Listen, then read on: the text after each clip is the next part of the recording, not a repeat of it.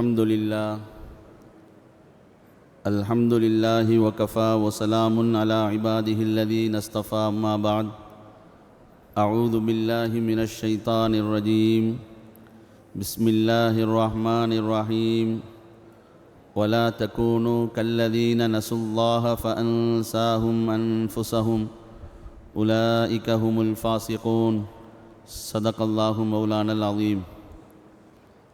கண்ணியத்திற்கும் பெரும் மதிப்பிற்குரிய அல்லாஹுவின் நல்லடியார்களே, பெரியோர்களே, தாய்மார்களே, அல்லாஹுவின் பேரருளால் புனிதமிக்க ரமதானுடைய மாதத்தை நாம் அடைந்து இன்று 22வது தராவி தொழுகை பரிபூர்ணமாக நிறைவு பெற்றிருக்கிறது.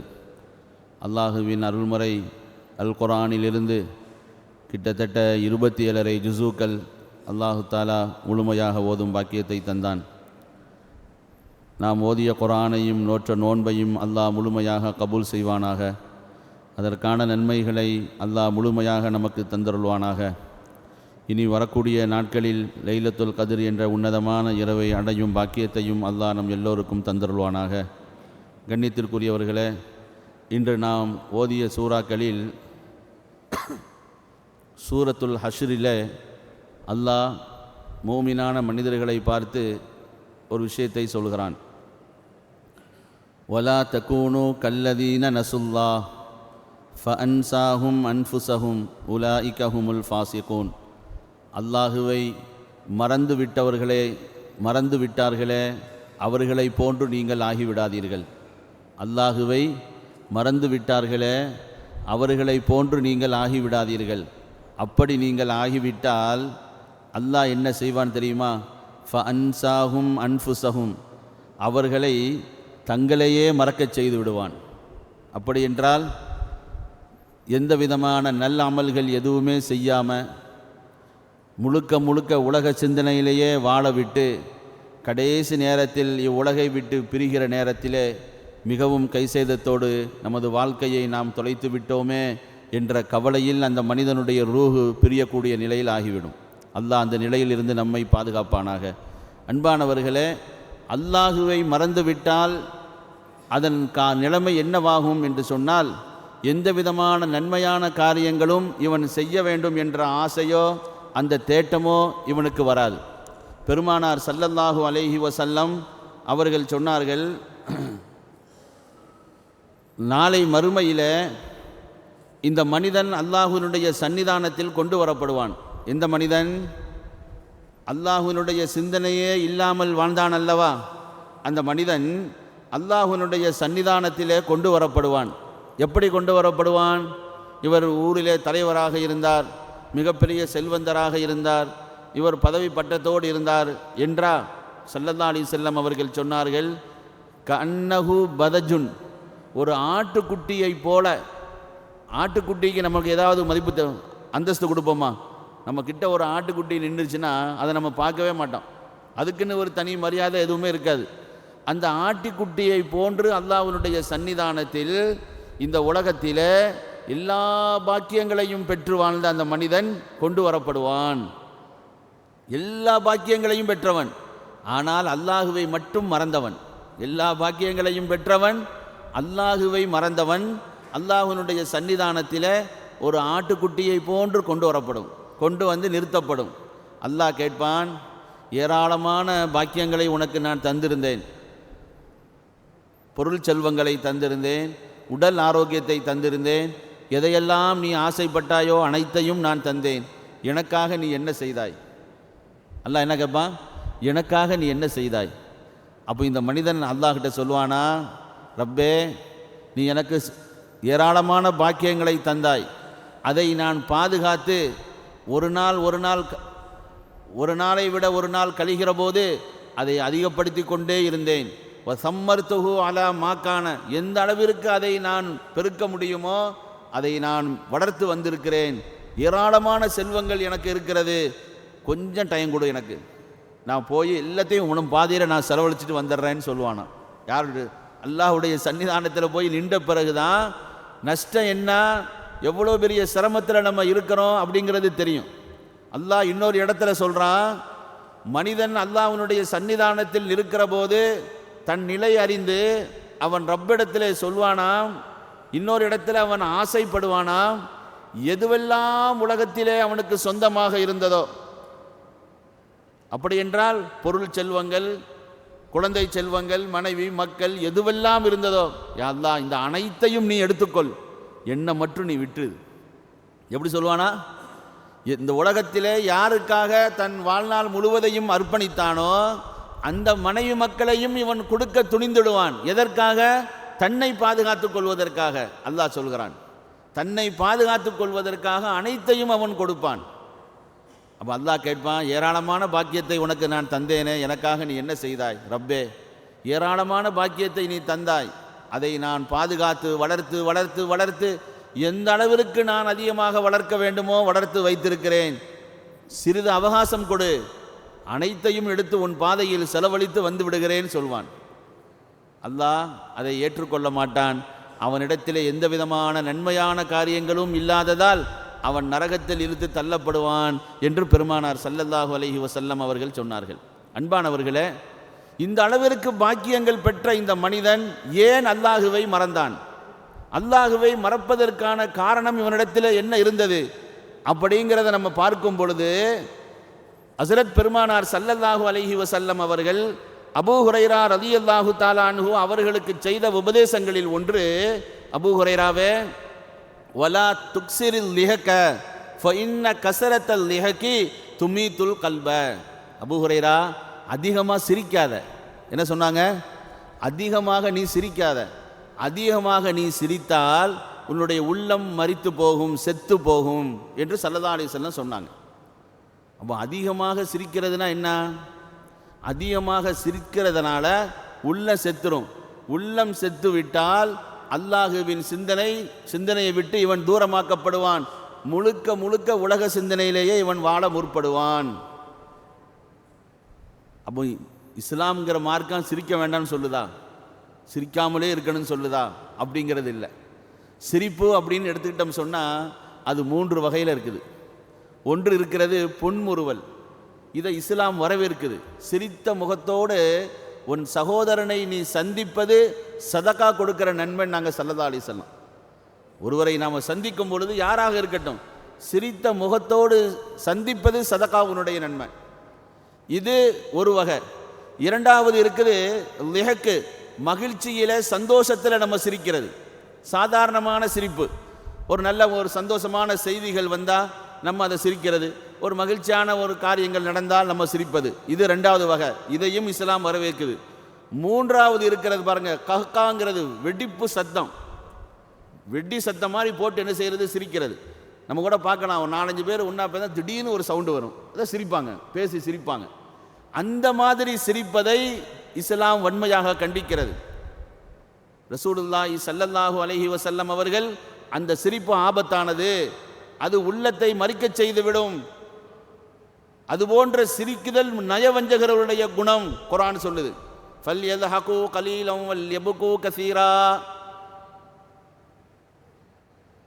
அவர்கள் அதிகமாக அலட்டும், குறைவாக சிரிக்கட்டும். அப்போ சிரிப்பு என்பது, கடினமான சத்தம் போட்டு சிரிப்பது என்பது மனிதனுடைய உள்ளத்தை மரணமடைய செய்துவிடும். பெருமானார் ஸல்லல்லாஹு அலைஹி வஸல்லம் அவர்கள் ஒரு நாள் மஸ்ஜிதுக்கு வர்றாங்க. மஸ்ஜிதுக்கு வருகிற போது சில பேர்கள் சத்தம் போட்டு சிரிச்சுக்கிட்டு இருக்கிறாங்க. அப்போ ஸல்லல்லாஹு அலைஹி வஸல்லம் சொன்னாங்க, வல்லாஹி லவ் தஅலமூன மா அஅலமு லலஹிக்தும் கலீலா வல பகைத்தும் கஸீரா.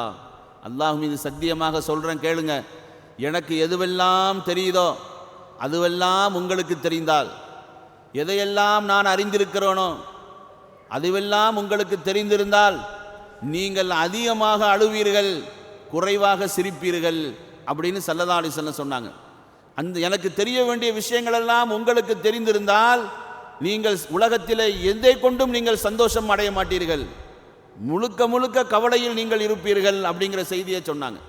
ஹஸரத்து அபு ஜராரா இப்னு அபி அவுஃபா அப்படிங்கிற ஒரு தாபிஈ, அவங்க வாழ்நாளில் சிரித்ததே இல்லை, சிரித்ததே கிடையாது.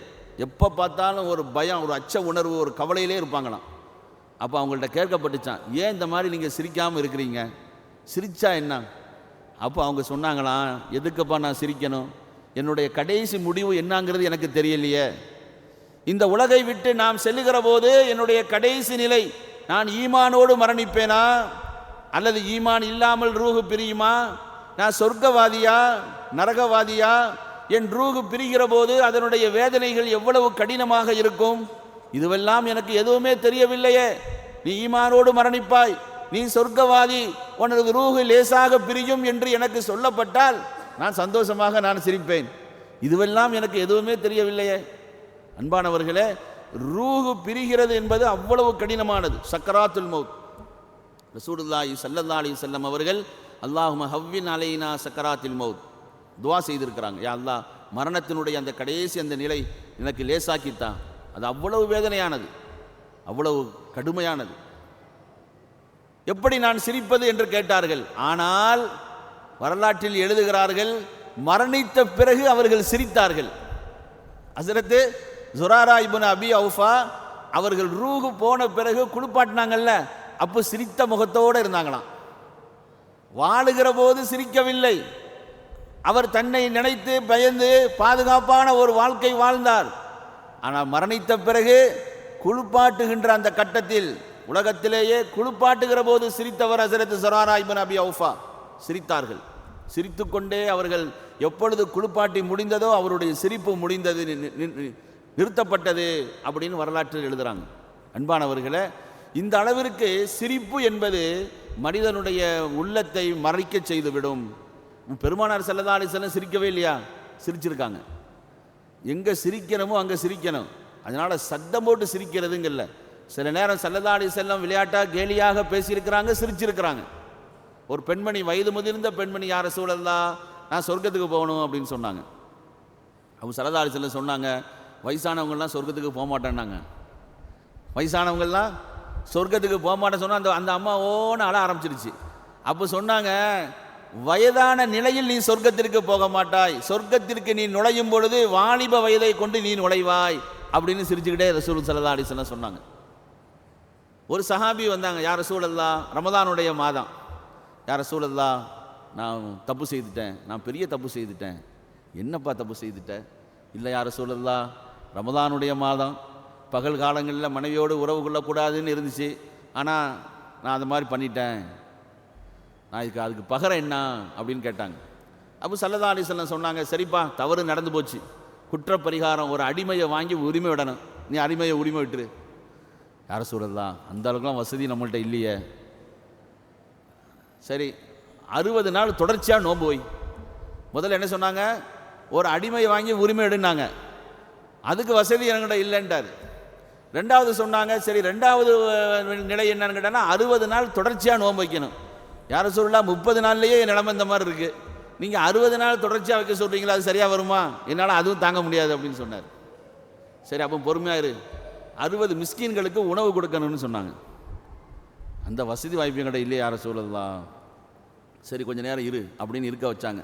ஸல்லல்லாஹு அலைஹி வஸல்லம் அவர்களுக்கு கொஞ்சம் நேரத்துக்கு பிறகு ஒரு பேரித்தம்பழம் அன்பளிப்பு வந்துச்சு, நல்ல பெரிய கூடையில் வந்துச்சு. அப்போ ஸல்லல்லாஹு அலைஹி வஸல்லம், எப்பா அங்கே வாப்பா, இந்த பேரித்தம்பழத்தை எடுத்து ஏழைகளுக்கு 60 ஏழைகளுக்கு நீ கொடுத்துரு அப்படின்னு சொன்னாங்க.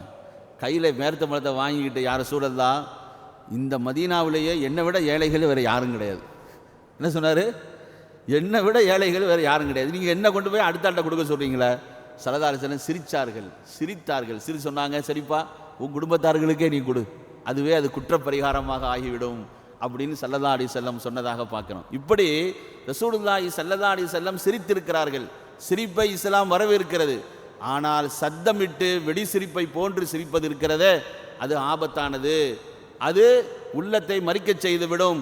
உள்ளம் மறித்து விட்டால் அல்லாஹுவின் சிந்தனை எடுபட்டுவிடும். அல்லாஹுவின் சிந்தனை எடுபட்டு விட்டால் நல்ல அமல்கள் செய்ய வேண்டும் என்கிற சிந்தனையே இல்லாமல் போயிடும். அதுதான் அல்லாஹ் சொல்கிறான், வலா தகூனு கல்லதீன நசுல்லாஹ ஃபஅன்சாஹும் அன்ஃபுஸஹும் உலாயிக ஹுமுல் ஃபாஸிகூன். நீங்கள் அல்லாஹுவை மறந்தவர்களை போன்று ஆகிவிடாதீர்கள். அப்படி மறந்துவிட்டால் உங்களை நீங்களே மறந்து விடுவீர்கள். இப்போ நம்ம உலகத்தில் வாழுகிறோம் சொன்னால், ஒவ்வொரு நாளும் நம்மளுடைய எதிர்காலத்தை முன்னிட்டு தயாரிப்புகள் செய்கிறோம், இல்லை உழைக்கிறோம், சேகரிப்பு செய்கிறோம். என்னென்ன காரியங்கள் நடத்தணும் அப்படிங்கிறதெல்லாம் திட்டமிட்டு நம்ம செயல்படுறோம் இல்லை. எதனால்? நம்மளை நாம் நினைக்கிறதுனால தான் அந்த செயல்பாடு. நம்மளையே மறந்து பேசாமல் இருக்கிறோம். எந்த உழைப்பும் இல்லை, திட்டமிடுதல் இல்லை, சேகரிப்பு இல்லை. என்ன சொல்லுவாங்க? சரியான விளக்கம் இல்லாத ஆளாக இருக்கிறான், எந்த விதமான ஒரு பொறுப்பு இல்லாமல் இருக்கிறான் சொல்லுவாங்களா இல்லையா? அதைத்தான் அல்லாஹ் சொல்கிறா, நீ என்ன மறந்தால் பொறுப்பில்லாதவனாக ஒன்றை நான் ஆக்கிடுவேன். அப்போ கடைசி நேரத்தில் நீ வருகிற போது எல்லாரும் குளிப்பாட்டுறதுக்கு வருவாங்க. ரூஹு போயிடுச்சுங்கிற செய்தி பரவும். குளிப்பாட்டுவதற்கு முக்கியமான ஆட்களெல்லாம் சுற்றி நிற்பாங்க. அப்போது அவர் என்ன சொல்வார் தெரியுமா? ஏப்பா என்னை தூக்குறீங்க, என்னை தூக்காதீங்க, எனக்கு பயமாக இருக்குது, என்னை விட்டுருங்க, என்னை விட்டுருங்கன்னு அவருக்கு அவ்வளோ சத்தம் போடுவார். ஆனால் அந்த சத்தம் யாருடைய காதிலையும் விழுறதில்லை, யாருடைய காதிலையும் விழுறதில்லை. அதே அல்லாஹ்வினுடைய சிந்தனையில் நல்ல மனிதராக இருந்தால் குளிப்பாட்டுகிற அந்த கூட்டம் சுற்றி நிற்கிற போது சீக்கிரமாக என்னை குளிப்பாட்டி கொண்டு அடக்குங்கள், எனக்கான ஏற்பாடுகள் ஏராளமாக இருக்கிறது, அல்லாஹ் என்னை கண்ணியப்படுத்தி இருக்கிறான், எனது தங்குமிடம் சொர்க்கம், நான் அங்கே செல்ல வேண்டும், ஏன் என்னை தாமதிக்கிறீர்கள் என்று அந்த ஜனாசா சத்தம் போடுகிறது என்றார்கள் பெருமானார் ஸல்லல்லாஹு அலைஹி வஸல்லம். ரெண்டுக்கு வித்தியாசம் என்ன?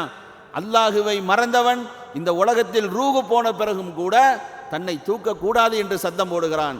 அல்லாஹுடைய சிந்தனையோடு வாழ்ந்தவர், நன்மையான காரியங்கள் முழுமையாக செய்தவர், என்னை சீக்கிரமாக என்னை அழைத்து செல்லுங்கள் என்று சொல்வார்கள் என்று பெருமானார் ஸல்லல்லாஹு அலைஹி வஸல்லம் சொன்னார்கள். அன்பானவர்களே, அல்லாஹு தாலா சிறந்த காலத்தை நமக்கு தந்திருக்கிறான். சிறந்த காலங்கள், சிறந்த அமல்கள் எல்லாம் நினைவூட்டப்படுகிறது. இருக்கும் காலங்களை மிகப்பெரிய பாக்கியமாக கருதி ஒவ்வொரு நாளும் எவ்வளவு அதிகமாக நன்மைகள் செய்ய முடியுமோ நன்மைகள் செய்து அல்லாஹுவை நெருங்குவதற்குண்டான வழிகளை நாம் தேட வேண்டும், தௌபா செய்ய வேண்டும், அல்லாஹ்வினிடத்திலே அருளை கேட்க வேண்டும், அல்லாஹ்வினிடத்திலே பாவ மன்னிப்பை கேட்க வேண்டும். லைலத்துல் கத்ர் என்ற உன்னதமான இரவை அடைவதற்கு நாம் முயற்சி செய்ய வேண்டும். வல்ல ரஹ்மான் அந்த உன்னதமான பாக்கியங்களை நமக்கு தந்துருள்வானாக. சிரிப்பையும் மார்க்கம் எவ்வளவு அனுமதித்திருக்கிறதோ அதே அளவு சிரித்து நாம் மகிழ்வோடு வாழ்வதற்கு அல்லாஹ் தௌஃபீக் செய்வானாக. மார்க்கம் எதை தடை செய்திருக்கிறதோ அதை விட்டும் நம்மை பாதுகாத்து வாழ்வதற்குண்டான நசீபை அல்லாஹ் நமக்கு தந்தருள்வானாக. கொடிய நோய்கள், ஆபத்துகள், பலா முசீபத்துகள், திடீர் மரணங்கள், மருத்துவமனை கஷ்டங்கள், சிரமங்கள், செலவுகளிலிருந்து அல்லாஹ் நம்மையும் நம்மளுடைய சந்ததிகள், மனைவி மக்கள் எல்லோரையும் காத்தருள்வானாக. நம்முடைய ஹலாலான நாட்டங்கள் அனைத்தையும் அல்லாஹ் நிறைவு செய்து தருவானாக. நம்மில் யாரெல்லாம் உடல்நிலை சரியில்லாமல் இருக்கிறார்களோ அல்லாஹ் அவர்களுக்கு பரிபூர்ணமான ஷிஃபாவை கொடுத்தருள்வானாக. நம்மை விட்டு சென்று விட்டவர்களுடைய பாவங்களை எல்லாம் மன்னித்து அல்லாஹ் ஜன்னத்துல் ஃபிர்தௌஸ் என்ற உயர்ந்த சொர்க்கத்தை கொடுப்பானாக. இனி இருக்கக்கூடிய காலங்களில் லைலத்துல் கத்ர் என்ற உன்னதமான இரவை அடையும் பாக்கியத்தை அல்லாஹ் நம் எல்லோருக்கும் தந்தருள்வானாக. வ ஆகிரு தஅவானா அனில் ஹம்துலில்லாஹி ரப்பில் ஆலமீன். ரப்பனா ஆத்தினா ஃபித் துன்யா ஹஸனா வ ஃபில் ஆখিরাতি ஹஸனா வ கினா அஸாபன் நார். வ ஸல்லி யா ரப்பி அலன் நபிய்யி முஹம்மதின் வ அலா ஆலிஹி வ ஸஹாபிஹி அஜ்மஈன் வல்ஹம்துலில்லாஹ்.